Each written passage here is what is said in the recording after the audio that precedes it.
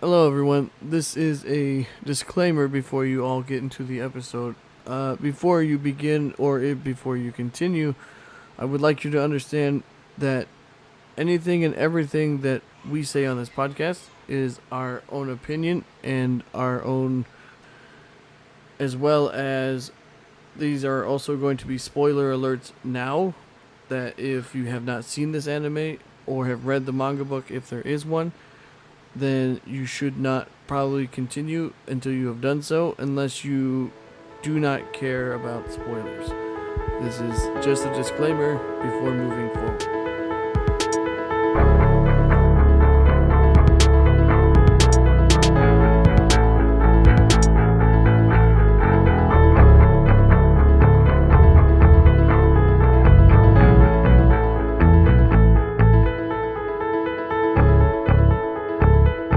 Hello, everybody, and welcome back to Anime Eclipse. Today, a very special episode called Steins Gate. You already listened to the disclaimer. I'm going to have Leo explain a little further before we get into this so you can back out sooner than later. I'm Leo with the most info. Today we're going to be watching Steins Gate. Steins Gate is a story of a young eccentric scientist named Okube and his team working together to take down a secret organization called CERN. Now guys, you've heard the disclaimer, but we're just going to want to let you know, this anime is not like regular animes. This anime is one of those animes that you have to go in blind to. So if you have any intentions of watching this anime or anything like that, do not watch this episode. This anime is an experience. And if you listen to this episode, it's not going to hit the same as if you watched it how you were supposed to. Yeah, it's a big no to know anything about this going forward. Watch it blind, watch it unknowingly. Don't listen to anything we have to say. Stop yourself now and just go watch it, then come back. Hey, everybody. I'd like to let you guys know, before we get into the anime in the episode, I would like you guys to like, comment, share with your friends. Check out our YouTube if you haven't. We have an Instagram also. And if you're listening to this already on Spotify, then you're already here. Otherwise, let's get into it. All right, guys. So we're going to get into the big question. What the fuck is Steins Gate? The anime is named after a similarly named title that is coined by the main character, Okube. So the Steins Gate world line is the perfect ending in this anime.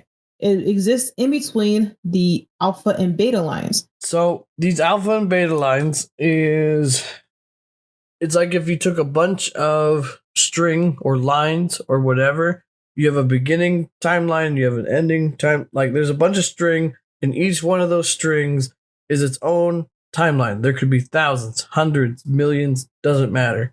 And if you like, they're all wrapped into like the same rope. It's like all the strings of a rope kind of thing. And each string is its own timeline. And in this case, Steins Gate in this anime, there's a lot of things and a lot of references it's meant to. It's made up by Okabe, as Leo just said. It's a bunch of references. It's a reference he uses in the beginning of the anime. It seems like it's a bunch of nonsense, just him talking about some random shit he came up with. But as the anime goes along, you will find out that it's him referring to God or this, or how like, oh, Steins Gate wanted this to happen, or Steins Gate wanted me to do this. He refers it to a God complex kind of thing, mostly for himself. No one else understands what he's talking about. And then also as it goes further along, he uses it as a term he uses to reference timelines of, did he pass point zero or higher, which is the goal they're trying to reach the proper timeline to get onto the right timeline, so that way certain things don't happen. And I know it's a lot to take in, but this anime has a lot of complex stuff going on. So Steins Gate itself has a lot of meanings, different references, and so on throughout the thing. You could say it's open to your own interpretation because he's a crazy mad scientist, but at the same time, it does have its purposeful uses if you understand what Okabe is talking about. So I'm also going to apologize in advance if this episode sounds a bit confusing, but at the same time, we're going to jump right into our favorite character segment and also probably go over probably quite a few of the characters just to give you some ideas of who these people are while also going over our favorites. I'm just going to go ahead and start us off that Okabe is the main person, and then we have Mayuri, if I'm saying that right.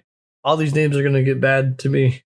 She's going to be considered 002 or number 2. Then we have Daru, which is 003, also known as the hacker dude, the big fat guy, or however you want to call him, nerd, all that kind of thing. Then you have, I call her Christina. I don't know how to say her real name. I'm sure Leo can do that for you when I'm done. She goes to 004. And then, who else do we have?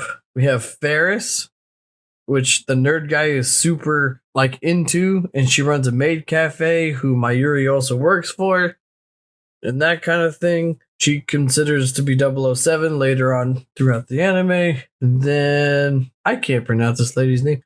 Sushaha? I cannot say that. I'm totally saying it wrong. She's a very important character later. She works for the guy downstairs, which is known as Mr. Braun. She goes by 008. And then we have tall girl with glasses, orange hair. She likes to type with her phone instead of actually speaking. She's very self-conscious. Who goes by 005. And I know I'm missing somebody. But Leo, you can go ahead. Before I pick my person, I'll let you try and correct anything I may have fucked up here. So I can't really correct you on these names because even to me, these names were really confusing and hard to understand because they kept changing them.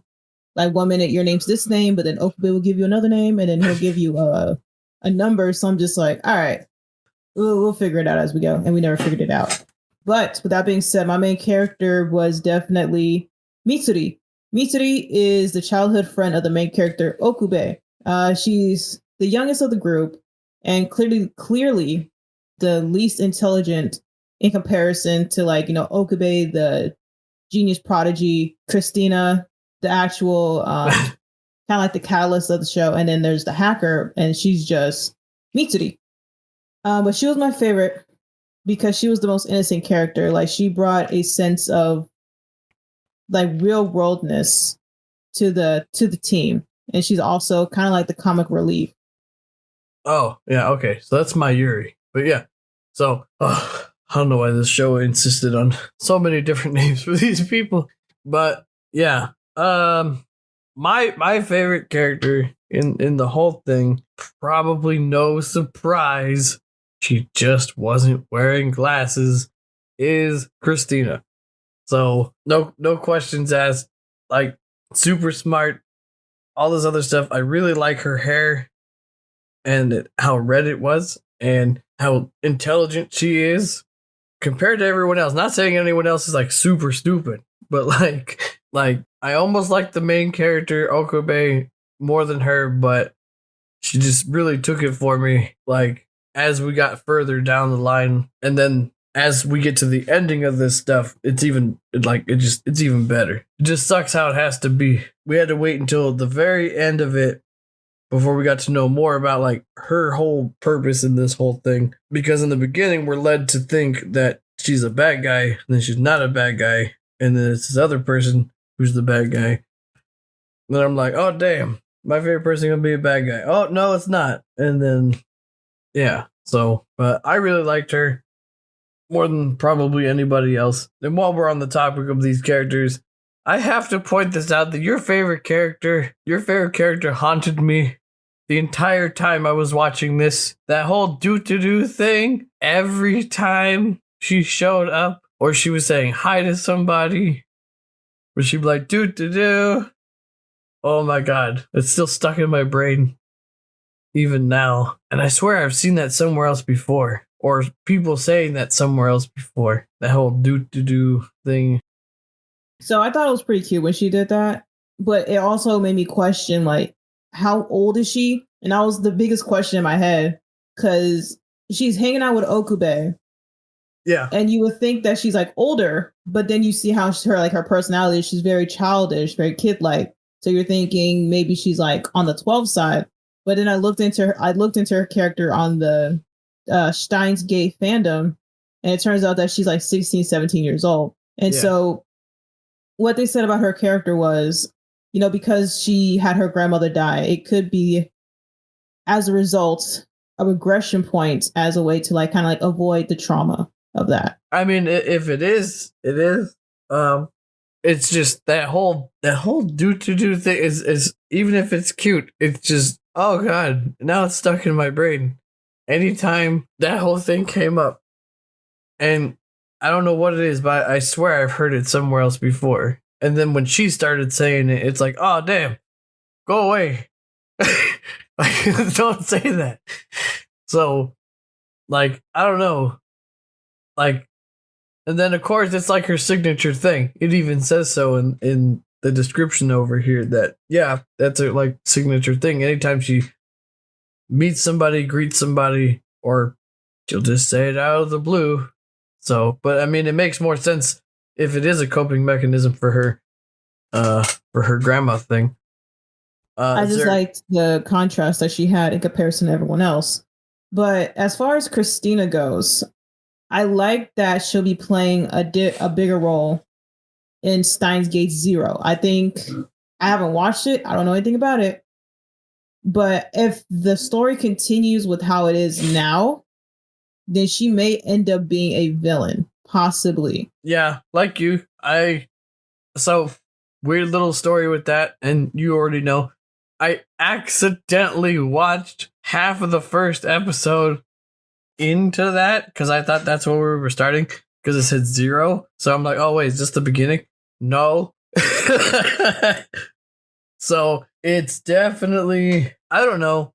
After seeing that half of it and then watching all of the Steins Gate, I don't recommend 0. I feel like Steins Gate ends just good where it ends because after watching that and then looking at that, and then it's slightly confusing. Of course, I'm sure it self-explains itself like this one did because I'm sure going through this from the beginning was already confusing and then we got all the answers. But, like, I don't know.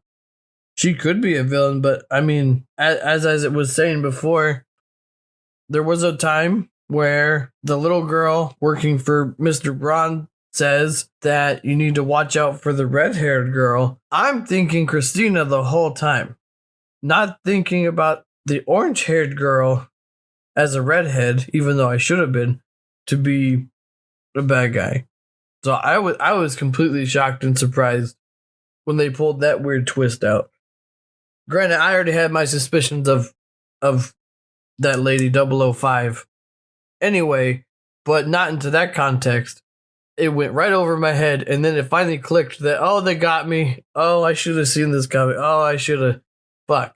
I was too focused on this Christina thing, even though I liked her anyway outside of her not being the villain person. Speaking of 005, let's talk about her. Me personally, man. I really hated her. And it was really because she was just an annoying ass person. The whole texting, the communicate thing, I'm like, bitch, he's standing not even a full foot in front of you. Open your fucking mouth. But and then another thing that annoyed me about her was her complete devotion to someone she's never met before. And just because they give you a little bit of attention, you're okay with just killing another person. Like, that to me was just fucking ridiculous. But anyway, what was your take, Redman? All right. So the whole thing with her, the texting thing instead of talking, highly annoying. I'm completely on Okabe's side about, just fucking talk to me already. Just fucking talk. Don't type.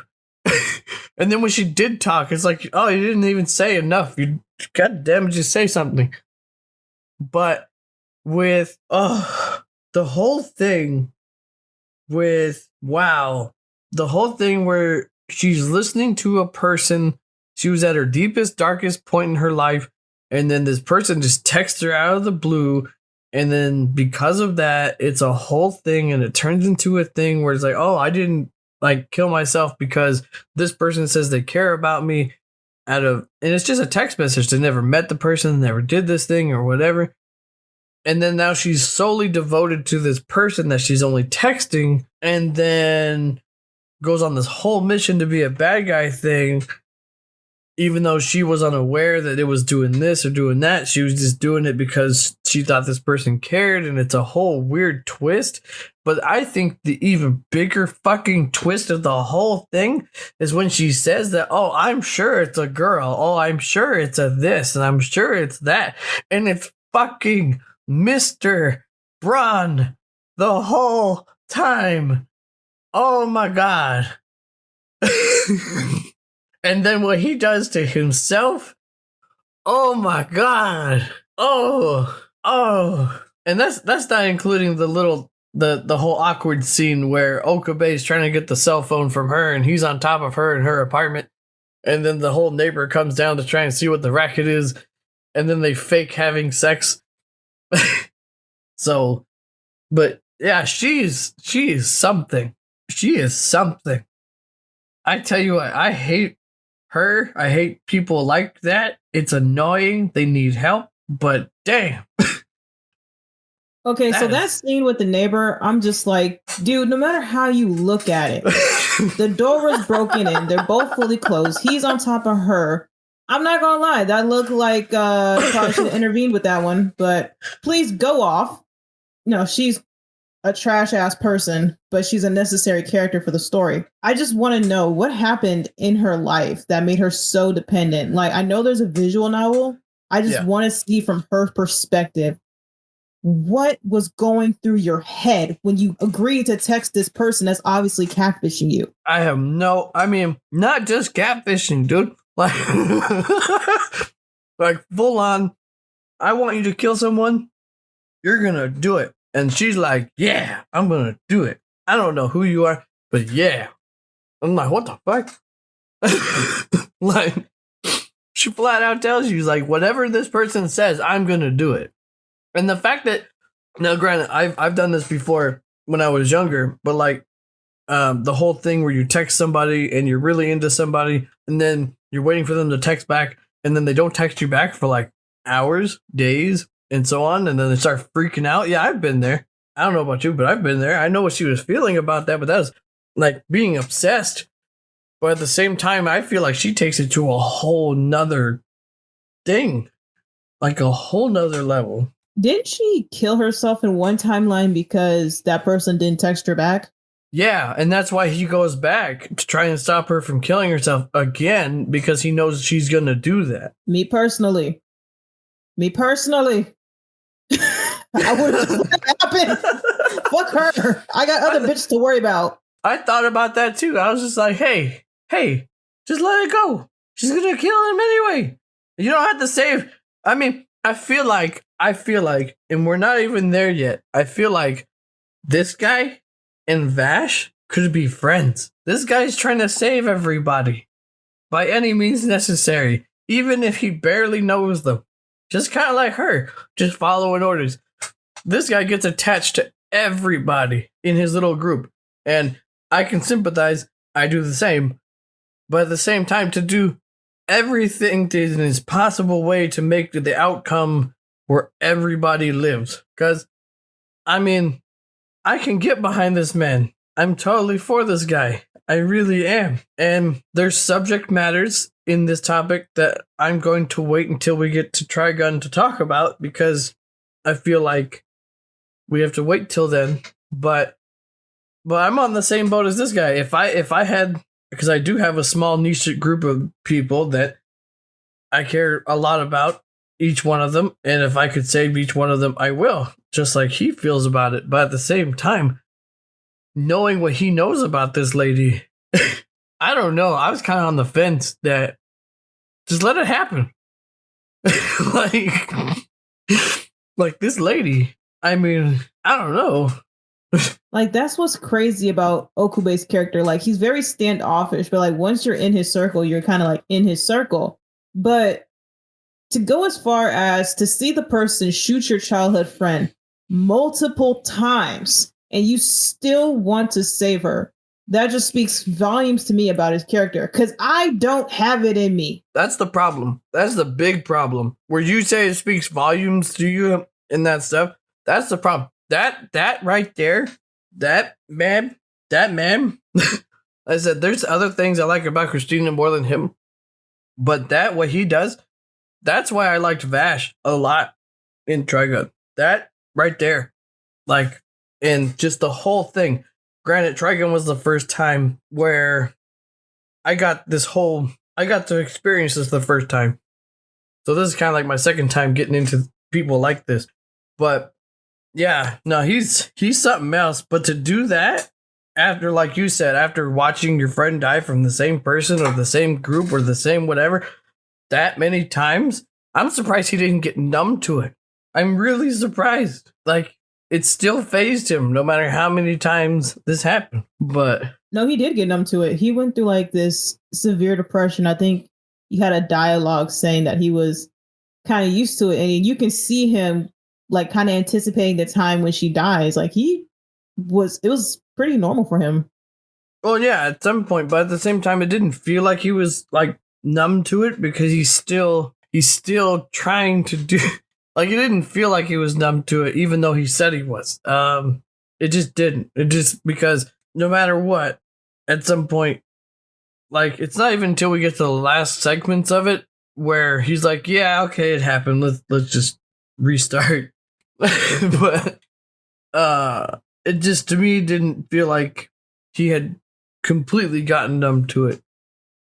Especially making this many attempts and then to save her life and their life and this life and whatever. That was just so much.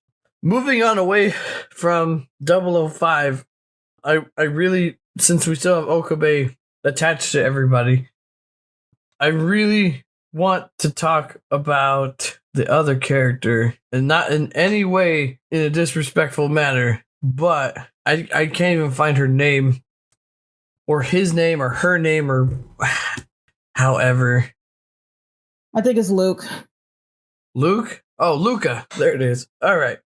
So, this is the first time I've seen an anime actually introduce a transgender person in this way. Like, an actual way.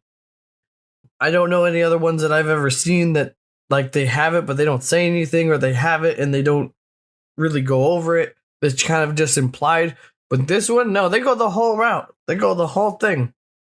And I would have been just as confused as the rest of the characters, like Christina was, if it wasn't for Okabe explicitly telling you that this person is a man. And he kept saying it. And if he didn't do that, I probably would have been just as confused. And not to be in the mean type of manner. It's just the fact that I would have seen it no other way. Especially if they're trying to identify as that.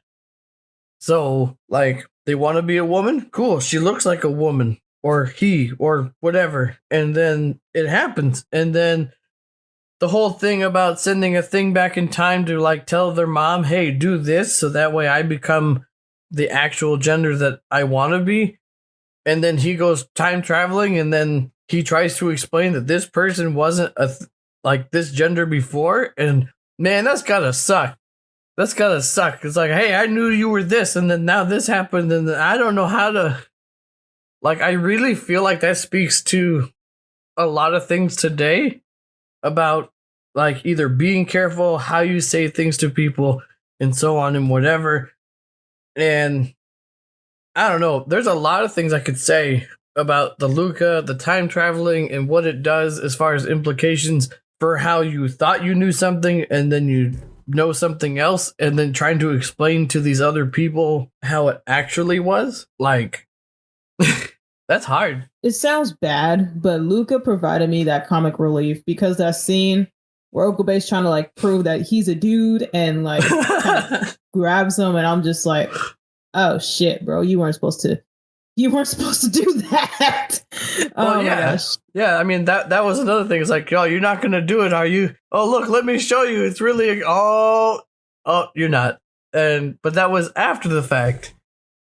And I mean, in my opinion, I think he should have realized that because of the timeline thing that it changed it, and I think personally he should have known. But at the same time, I don't know. I feel like I'm in the same boat. It's like if I knew him as a dude. And I'm trying to tell you he's a dude, even though it changed, and we didn't know it changed. And me trying to explain to these group of people, hey, that's a dude. Why are you getting offended? Even though they don't identify as such. It's the idea that, like, he's just trying to prove a point. It's not like, I don't know. There's a lot of weird stuff about it that, like, I also feel like it touches on the subject of, I don't feel like people should be super sensitive. He's going the wrong way about it, but at the same time, he's trying to prove a point to people who aren't believing him. So at the same time, what else is he supposed to do? I think he wasn't convinced that they changed genders because of the theory that they had, like if their mom ate more meat, they would be a boy, more vegetables, they would be a girl. Yeah. But they did the time jump and then it actually happened. But I mean, if he believes what you said and didn't believe that it actually happened, then I could see that. And the funny part, the really hilarious part about that was when I guess we get closer to the end of the thing and they're trying to fix it all by undoing the messages and all that stuff. The whole, will you go on a date with me thing. That. Oh, man. I didn't know what to say to that. It was fascinating to watch him go through with it. And does that make him gay? I'm sorry, what? Does that make Okabe gay that he went through with the date, knowing what he knows, despite what it was? No, it doesn't. It was circumstantial. No? So you think that way? You think that... Because, so at the time... You have to think about it. At the time, this person's what? This person's a female now, and he's a guy when this is being asked. But knowing retrospectively that it's actually a guy and not this, but you have to look at it from Okabe's perspective that he thinks it's a guy asking him, not a female asking him, even though he's trying to look past that and it's hard for him to do so. Where does the line, where does that line cross? So if I remember correctly, he went on the date so he can get Luca's permission for the Steins Gate, and he was like, I have one condition, go on a date with me. So with that, it's more like it was a one-way affection. He just did it. He agreed to it as like as a friendship thing, but Luca's seeing it as a romantic thing. So no, it doesn't make him gay. It just makes him a good friend. I my eyes. I mean, yeah, I see it. I could see it that way. It's just I'm trying to think of, because yeah, it's a one-time thing, but at the same time, just his reactions and things, and then toward the end of that whole thing, it doesn't look like he just feels like he did it just for that. It feels like there's more of a connection. Not with them, but it's just like he becomes more okay with it over the course of the date and the time. Because I was always wondering that if they went forward with this, if, let's say, just for shit's sake of it, what if he or she asked him again when they get back to that timeline that they're heading for? Are you talking about the Steins Gate timeline? Yeah, like when they finally reach their goal and everybody's saved and everybody's fine, and World War III doesn't happen. If 006 if Luca were to ask Okabe again on a date after having that first date, you think he'd do it, knowing what he knows, knowing that Luca has feelings and so on and whatever? I think that he would. I don't think he could bring himself to like crush somebody's feelings. As far as like that first date goes, I think that was just his first date ever, so that's probably why he was so nervous. But yeah, and again, on his end, it's not a romantic thing. It's just him just trying to be a good friend, a good person. I don't know. I mean, besides Christina, that I think he really tries to get with, I don't know. I could see him I could see him and Luca being a thing, despite what Luca becomes, which would be a very interesting thing all of its own. So, since we're kind of deep diving into things and people and so on, and you guys should have already went and watched the anime by now because I'm going to bring this up. So, what did you think about the twist of the lady working for Mr. Braun being the daughter of Daru? It was process of elimination, honestly. It's kind of like I could see it coming, but then it threw me off with the whole like coin thing. But honestly, I kind of expected it was Daru. I mean, I wish I wish I could take it back or I wish I had gotten a response from you sooner than I did, because that was kind of the only spoiler I had. I went halfway into Steins Gate 0 and they're already talking about how that's your dad and this and that, and oh, he can't know this yet, and blah blah blah, and all that. I'm like, oh fuck. And then once we go back to watching the normal thing and she's on the look for her dad and all this other stuff and blah, I'm like, oh god damn it. I already know the answer. So it's kind of ruined for me, which I thought was a little weird. But I'm like, oh, I know who it is. But at the same time, okay, pretend that I don't. And maybe it's someone else. Yeah, nah.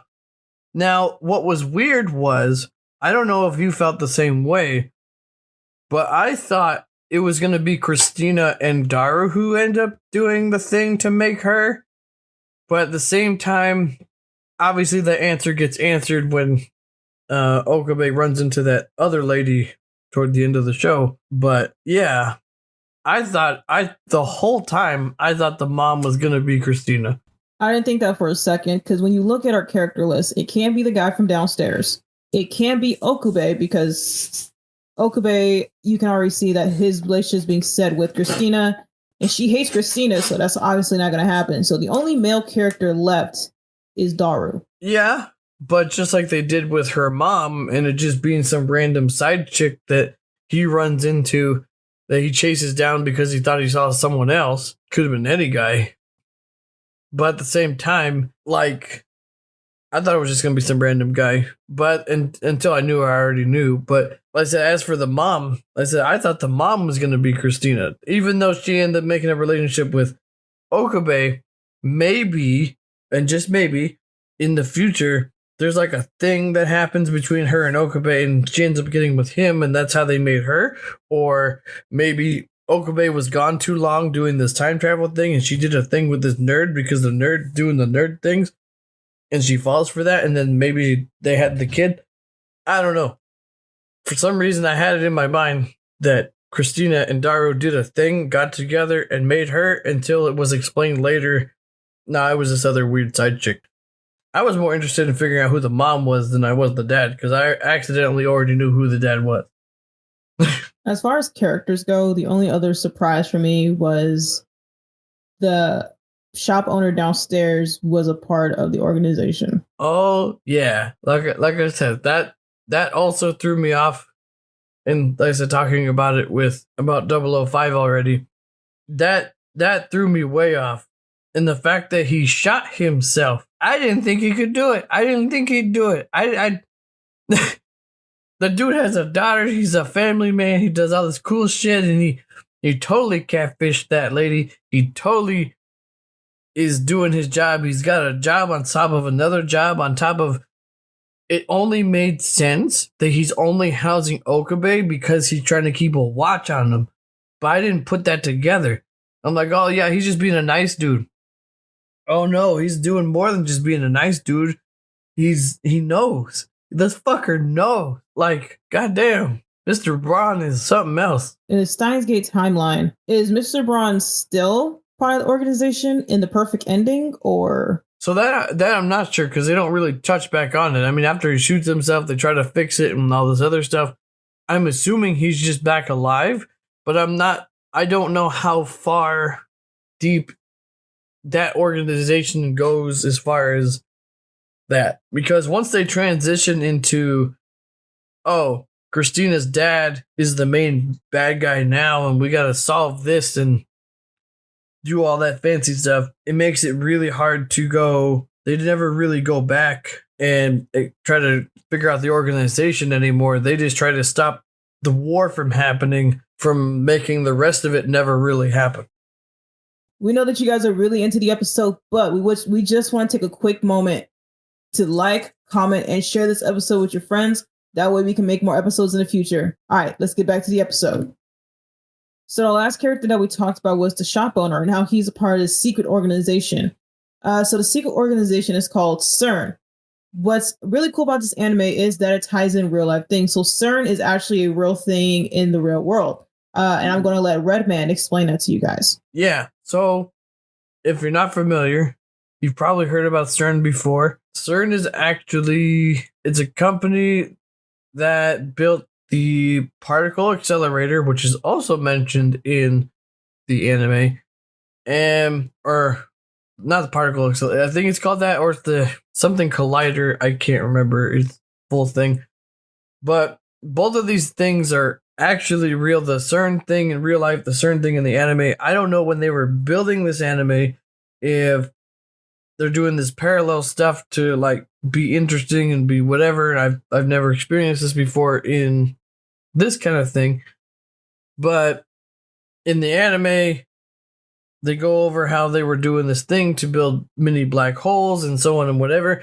And what's really cool is that in the real life stuff, they were talking about doing that and all this other stuff on the news and so on, and their plans and so on.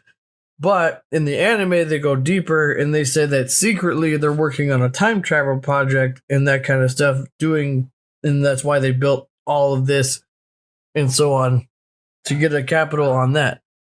But outside of that, I don't know, because just like in the anime, the public is only told so many things and certain things and so on, so we don't know what their actual plan is.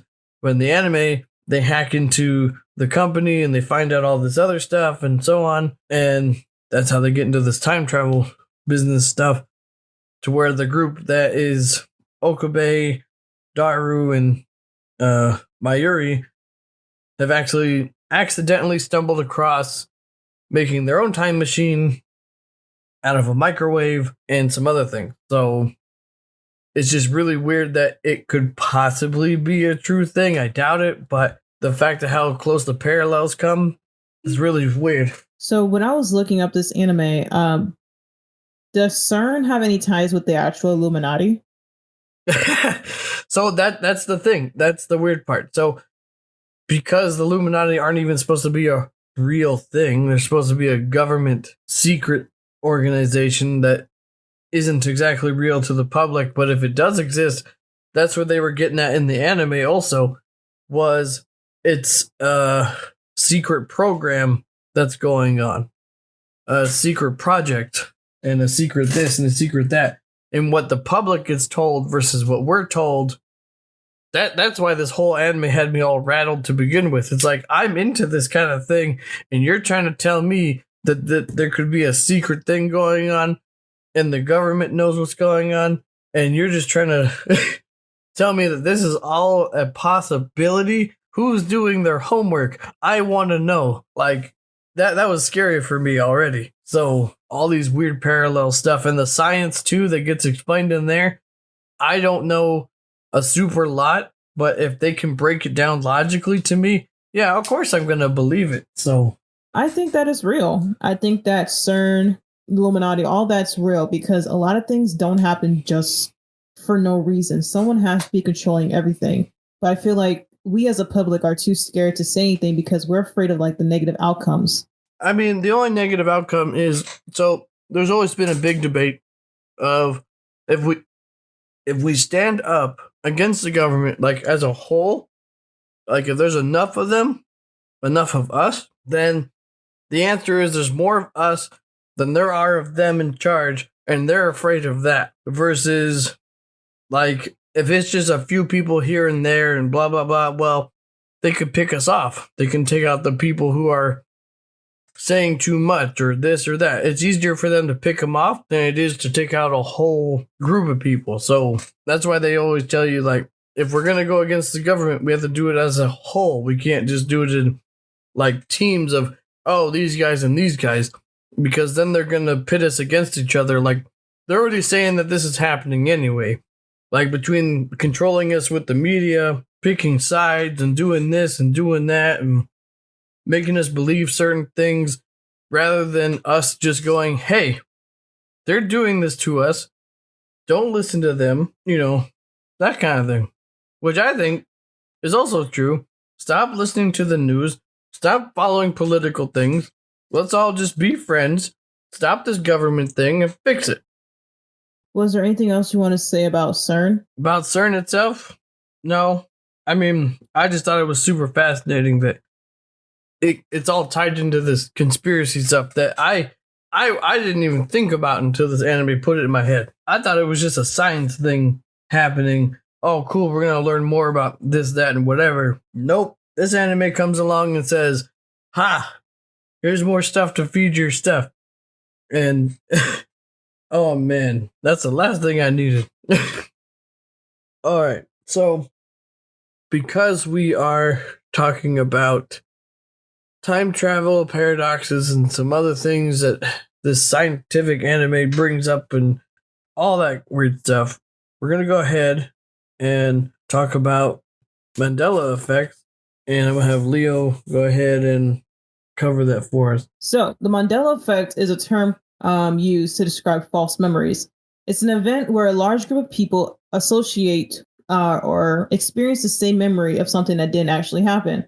We see this a lot in Steins Gate. We see this in a lot of characters. Like once Okube goes back, they are supposed to have be a different timeline, but they have some fragments of memories from the previous timelines. So the Mandela effect's a real thing. So in real life, there are a plethora of Mandela effects. First one being Mandela himself in the 1980s and killed around that time. But then in 2013, someone said that he died during that year.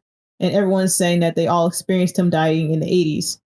Another one is the Monopoly monocle. Some people saying that the Monopoly guy had a monocle in his eye. Others are saying that he never had one.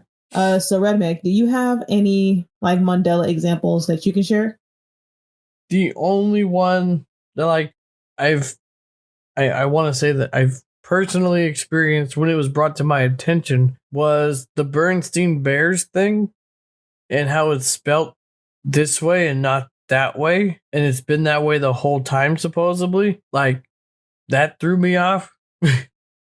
That's the only real one I can super think of. All these other ones that people come up with of the false memory thing, I don't know. I feel like in some cases it's yeah, it's always been this way, or yeah, we just have bad memory of paying attention to detail, because I feel like that's what a lot of this comes down to, is that there's just some details that people forget, and it gets lost to time or exaggerated later or this or that or whatever. But there are some, I think the Monopoly one's another weird one, that are truly confusing and could make it possible to believe that there's parallel dimension things that maybe we're shifting between. But you'd have to really be onto that kind of thing or believe in that kind of thing to really push that. And the weird thing is that we're making it a big thing now. Oh, how many of these things can we find that we used to think this and that and whatever? It's a bit strange that we're making it its own topic. When you look up the Mandela effect, it'll describe it as false memories of things that never happened. Yeah. But to me, I feel like that's reversed order. I feel like it's more of, you have accurate memories. However, there's someone above altering those memories in minute ways to confuse us. It's possible. As I said already, people have attributed this to we're in a different dimension thing, to where we live in a parallel dimension thing, to where sometimes they accidentally blur together, and then when that happens, I guess these things or these kind of things happen, and then people just don't notice. then there's obviously Steins Gate that presents this idea of, well, it's on a different timeline, but this actually happened, but you're not going to remember it because you're not from there. There's all kinds of how this thing could work. On top of, again, false memories, it's the idea of, I wonder what we would have called it if it wasn't for us forgetting about a guy who didn't actually die. That's what I wonder, is just what else we would have called it, because I can't agree with false memories either, even though that's what they're attributing it to. But at the same time, I just think that we're forgetting certain details rather than anything else. I mean, if we didn't call it the Mandela effect, then we probably would have just called it amnesia or something on those lines. Maybe. But what was cool is the Mandela effect actually takes place in anime as well. So a popular one that people talk about is how Pikachu from Pokemon, older people like you and I, we remember him having, or her, whatever, have like a black streak in their tail. And now people are saying that Pikachu has never had that black in their tail. But what? I could have swore it was there the whole time. But I love that we got that on camera. But at the same time, shadows are a thing. So, excuse me? It may have seemed like a black streak to us, and we could think this one thing, but then at the same time, maybe it was just meant to be like a shadow being cast from the angle that I don't know. There's different explanations we could have come up with for this reason, but it may have made it look like it was a black streak rather than. Another one I learned last night actually was in One Piece. There's this pirate called Kid. Do you know who he is? Yes, but so that depends on what we're going at here, because depending on what you're about to say may or may not spoil things. So I guess with Kid, when he's animated, the translation, some people are saying his name is spelled with 2 D's. Actually, it's supposed to be spelled with 1. I don't know if that's actually a Mandela effect. That could just be improper translation.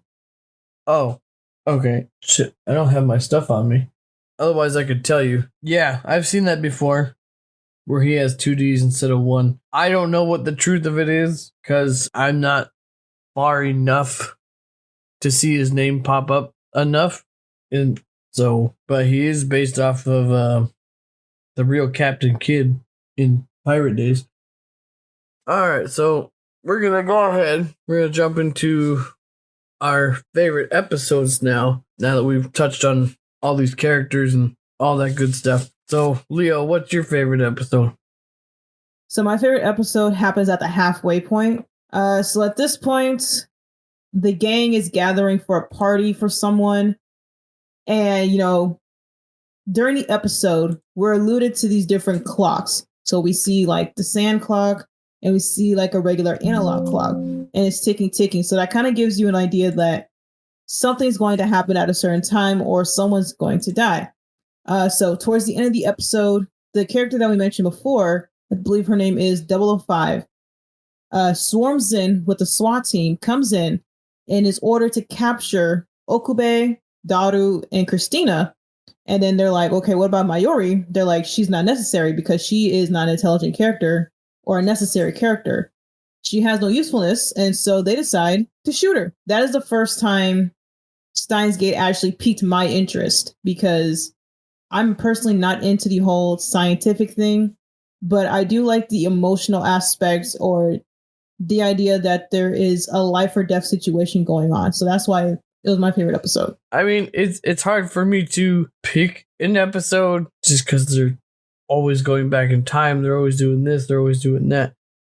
And I'm very into the scientific stuff here that they have. But I will agree with you that I think that's probably going to be the biggest episode for everybody, is when they all 005 breaches in with her goons and decides to arrest everybody and then just like flat out shoot her in the head. Like, I wasn't expecting that. I wasn't expecting that at all. I'm actually surprised she didn't shoot Okabe for moving or for doing anything else. Yeah, because when she like pointed that gun at her and she's like well, what are you going to do with her? She's like, well, she's not needed. And I was like, excuse me? She's good for a laugh. Please, no, she's a child. Yeah, I mean, I was just shocked. And I was also shocked that they just kind of did it. Like, they even showed her being shot in the head. And then didn't hesitate to just do it. And then do it over and over again. I know we didn't really talk about too much of it, but the part where she gets ran over by the train, if that was even her. Yeah, that was her. That was funny as fuck. Man. Oh man. I'm like, dude, you can't save this bitch. She's gonna die anyway. Like, how do we stop this? But like, oh man, let it happen. But yeah. Otherwise I don't have a super favorite episode, but that episode's probably the biggest one that even I think for viewers who haven't seen it would agree is probably the best episode in the whole thing, unless you have, because after that you're looking at like maybe favorite moments, which are different than the whole episode as a whole.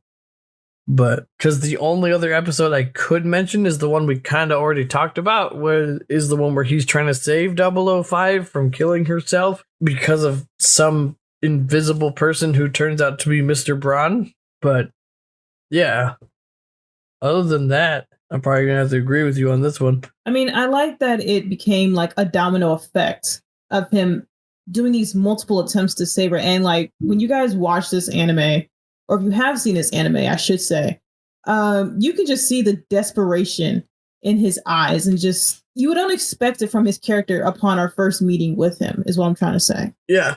I mean, first meeting him, you don't expect him to be this kind of person until he kind of shows himself to be.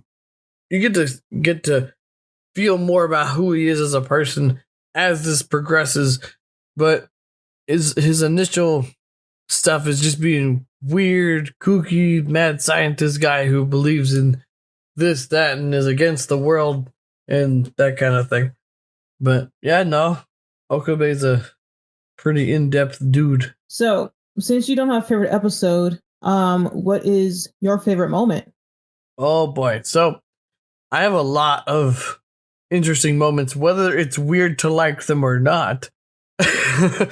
So, favorite moments are all the times that Okabe doesn't realize he's making these perverted jokes to Christina, or she takes it this way and that's not how he meant it, that kind of thing. And then she took it that way. The biggest thing for me was Mr. Braun shooting himself in the head. Blew my mind, I think. And then that's not including the funny moment scene of that neighbor just randomly walking in and having that fake sex moment, and she didn't do anything about it, even though I would have been like called rape.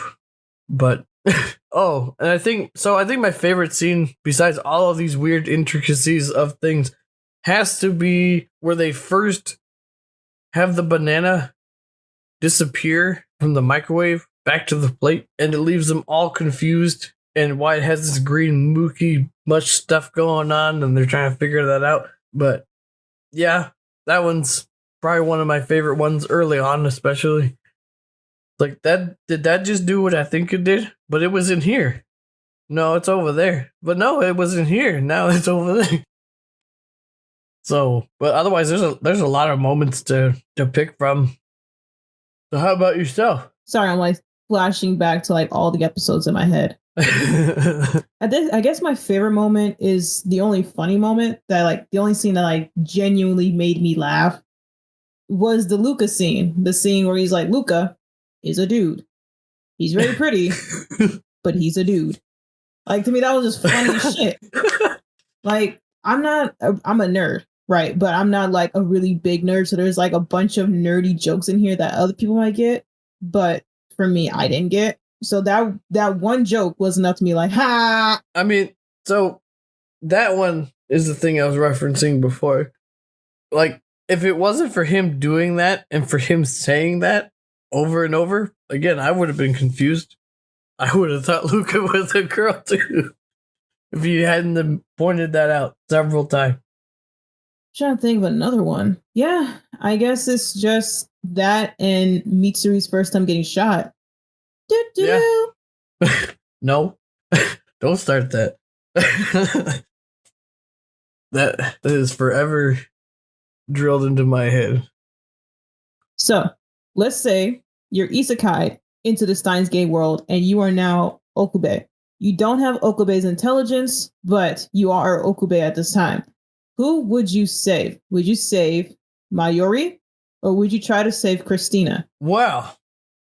Because of who I like and it's very biased, very much Christina. I just, not that I don't like Mayuri, but at the same time, after some point, probably just would have let it happen. You ain't shit.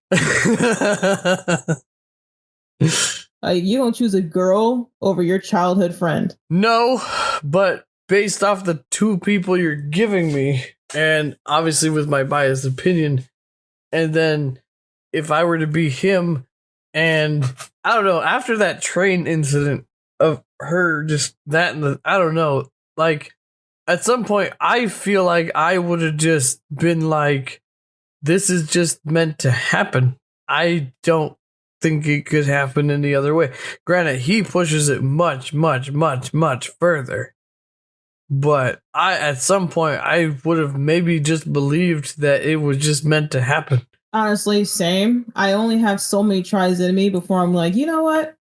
It is what it is. But if I was Okube, I would do my very best to save Mayuri because we have years of rapport. We gotta remember, Christina is someone that you met not even officially like a month. Yeah. I mean, at the same time, the circumstances I feel are slightly different. She's a childhood friend, and the way the Christina thing happens is not only just because, oh, this happens and it starts a war. No, like he encounters that whole situation, but he also has a message for himself, believe it or not. He sits there and tells himself that, oh, that's going to happen, and you need to take my words or your own words and listen to what I tell you, and you need to figure out how to do this, and this without doing this. So it's very differently circumstances of he needs to solve this to make this happen versus the Mayuri thing. We don't know how the fuck at all to stop this. Like, we had to go through some super trial and tribulation to to like make that work. Like, and I'm pretty sure anybody and everybody, if you realistically had to pick, yeah, everyone's going to pick their childhood friend. But if you had to just pick based off knowing yourself personally, like as a person, as you said, you would give up at some point and whatever. So if you had to put it in your own shoes, like, you know, like how far do you think you could go before, you know, unless your older self told you that, okay, this is the stuff you need to figure out to save her. Okay. Then we could save Mayuri if we had that kind of thing, but we didn't. Versus the Christina thing, well, that was a much easier solve than the other thing. I mean, but like I said, anybody's gonna pick their best childhood friend thing or whatever. Anybody would. Or anybody in the right mind would, I should say. But realistically speaking, for your own personal self, do you see yourself trying to do that versus the other person? I would still try to save my best friend. I mean, more power to you. Like I said, I would want to, but I honestly think at some point I would just believe that it was meant to happen because the lengths that he goes to try and solve that, I would have never have guessed that it's the D-Links at all. I would have never figured that stuff out to try and fix it. Not in a million years if I would have figured that out. So realistically, Christina, as of what I want, Mayuri is obvious. I gotta go down with the homies, bro. Again, I'm right there with you. But because I do that all the time. And that's why I like Okabe a lot and Vash a lot. But yeah, So, because that's what I'm about. Let's do it for the team. Let's do this and this and this. But at the same time, realistically, I would have never have solved it. So you guys can leave your answers in the comments if you want. But so Leo, question: what is your take on time travel? Like, how do you feel about it? Which sides of things do you believe in? Because there's many ways we could get into this. So with this question, are you talking about like my real life perspective or like how it's perceived in media? No. Well, how you perceive it, how your take on time travel is. Like, do you even believe in it? Do you think it works a certain way in particular? Or are you open-minded about things? Or, yeah, what's your personal take on it? I never really thought about it, but I guess to me, time traveling is kind of like it is what it is type of thing. No, I don't think time traveling is real. I think it's really just one of those science fiction things that's really popularized. But to me, time traveling in animes, there has to be a certain way to do it because you can't just be like a ninja anime and then be able to like skip into the past or something like that. Like that's weird. Like you have to be able to do it in a certain way to not be idiotic. But it's cool for what it is. Okay, because I personally have a huge different take on this. I believe that time travel is possible. I'm very really into that kind of stuff. Now, I do think that, like you said, there has to be certain rules applied or this or that or whatever. And without going into I don't know, people talk about string theory, people talk about other scientific stuff about how it works and that kind of thing and so on. I don't know. I don't remember all the names and terms of these. Then the butterfly effect comes up. Like if you go back in the past and you do even one minor thing, how it affects the long-term thing, or sometimes people ignore that whole thing. You have the fairy tale version of where I can just go back in time, do this thing, fix this thing, no consequences, and come back and everything's fine. That's kind of like a fairy tale way of doing things. I like it the more complicated it is with the structural rules and things. I think the better that is and the more consequences that are figured out and how to get around that kind of stuff. And as you're learning it, I think that's kind of like the best way.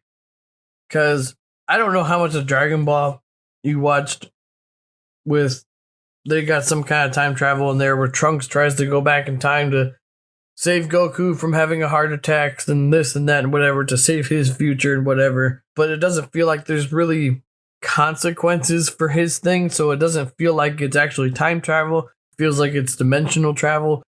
There's, again, it can get pretty deep into conversation with this, but I just wanted to know what your take into this is, because I'm assuming some anime viewers aren't just involved with this just because it's an anime. So, because I got hooked into this as they started talking more and more about the science of this stuff and how it works and their thing, and they started getting deeper and deeper and deeper, and the rules applied, the consequences applied, and trying to work around it to make it all work and this and whatever. I think it does a very good job, but it's a very, as we said already, an experience to go through rather than something that can just be explained. So the reason I asked you the first question, like media perspective or like real life, yeah, is because like you can't ask a Black person a time traveling question because we're gonna look at you sideways. Like, well, we can't exactly go in the past now. We can't even leap 15 years back. Not yet. All right, everybody, we've pretty much gotten to the end of this episode. Let's go ahead and give our ratings. Let's talk about things moving forward. So I didn't know that this was a visual novel / game that was made and turned into an anime and all this other stuff. Before I started, I haven't looked into that. I don't think I'm going to look into that. There is a Steins Gate 0. I accidentally watched half of the first episode. thinking that it was a prequel thing or a thing that we should have started with, and then I found out that we're just watching Steins Gate. So I don't see myself watching Steins Gate 0, not because I don't think it's not going to be worth it, but because I feel like Steins Gate itself was good enough by itself. I think it ends really well. I don't think there needs to be more. I don't want there to be more. I'm satisfied with what I've been given. And I don't think I'm going to, after watching the first half of that other episode, I don't want to get myself involved with that. So, but as for this anime, Steins Gate by itself, I highly recommend it. Not to a first person into anime, but I definitely, if you want to be mind fucked, if you want to be thrown for a twist here and there, if you're scientifically nerdy, if you like time travel, the characters can be a little hard to get into at times, but otherwise, I give this one a good, I want to say 9 out of 10. Not 10 out of 10, but definitely 9 out of 10 for me. How about you? So I agree with Redman. I personally don't see myself watching Steins Gate 0 because I'm not a science person. I'm more into moral dilemmas, demons, things like that. On top of that, as far as this current series goes, the pacing was a little too slow for my taste. If it wasn't for the fact that we were watching it for the podcast, I probably would have dropped it. But other than the pacing, it does have good elements to it. It has what you need. So I personally give this anime a 7 out of 10 because it's not bad. It's good. It's just really slow. But I would only recommend it to a very specific group of people, just not to everyone. So with that being said, depending on where you're watching this, go ahead. You can leave comments down below. If you have questions, you can also leave those down below. If you're watching this on Spotify, follow us. If you're watching us on YouTube, go ahead and subscribe. It helps us out. And we do have an Instagram. We'll probably have links down below of the episode. So other than that, unless Leo has something else to say, probably going to see you guys later. Guys, please interact with us. Talk to us. We're tired of talking to each other. So please go ahead, comment, like, and subscribe. We thank you guys for sticking with us for so long. You guys have a great rest of your day.